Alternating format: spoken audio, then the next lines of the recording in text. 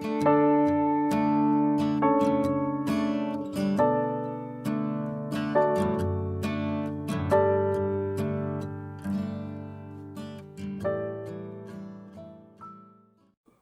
시간 주님께 안녕하세요. 대강교회 오훈 목사입니다. 5월 15일 수요일입니다.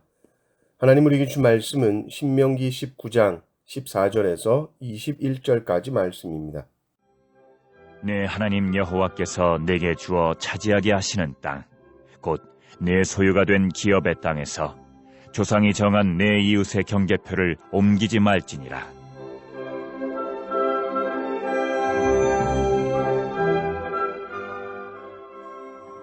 사람의 모든 악에 관하여 또한 모든 죄에 관하여는 한 증인으로만 정할 것이 아니요 두 증인의 입으로나 또는 세 증인의 입으로 그 사건을 확정할 것이며, 만일 위증하는 자가 있어 어떤 사람이 악을 행하였다고 말하면 그 논쟁하는 쌍방이 같이 하나님 앞에 나아가 그 당시에 제사장과 재판장 앞에 설 것이요, 재판장은 자세히 조사하여 그 증인이 거짓 증거하여 그 형제를 거짓으로 모함한 것이 판명되면 그가 그의 형제에게 행하려고 꾀한 그대로 그에게 행하여 너희 중에서 악을 제하라.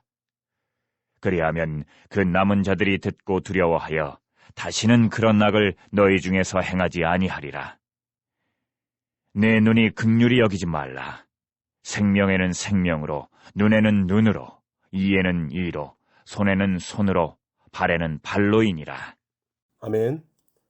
법이라는 것은 약한 자의 울타리가 되어줄 수 있고 강한 자의 힘을 억제할 수 있는 것이어야 합니다. 오늘 말씀 마지막을 보면 생명에는 생명, 눈에는 눈, 이에는 이, 손에는 손, 발에는 발이라는 이 율법의 대원칙에 나와 있죠. 동해보복법이라고도 합니다. 이것이 차갑게 느껴질 수도 있지만 이것은 약자를 보호하는 법입니다. 만약에 약자가 강한 사람의 눈을 건드렸다. 그는 죽을 수도 있습니다.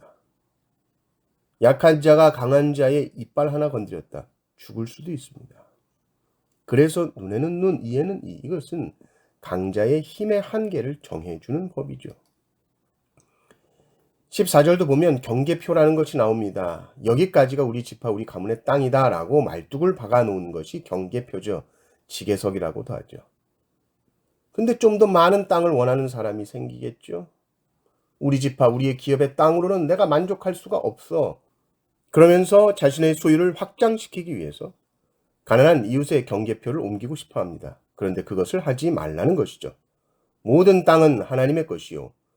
각 지파는 자신의 땅을 더 넓히려고 해서도 안 되고 주신 기업의 땅으로 만족해야 합니다. 혹 가난한 자들이 땅을 팔아야 하는 경우가 생겨도 안식년에는 반드시 땅을 돌려줘야 하는 것이죠. 그것이 하나님 나라 백성들의 법입니다. 15절에서 21절을 또 보면 거짓 증인에 대한 이야기가 나옵니다. 위증이죠. 악을 행하지 않았는데 그 사람이 악을 행했다고 거짓말하는 겁니다. 모함하는 것입니다. 그래서 정말 모함이다 라고 한다면 18절을 보면 자세하게 조사해야 합니다. 쌍방의 이야기를 다 들어봐야 되는 것이죠. 재판장이 자세히 조사하여 판결하게 됩니다. 우리는 법정에서 위증을 하거나 거짓으로 모함하는 일을 거의 할 일이 없겠지만 우리는 우리의 일상의 삶에서 형제에 대해서, 이웃에 대해서 모함하는 경우들이 많습니다.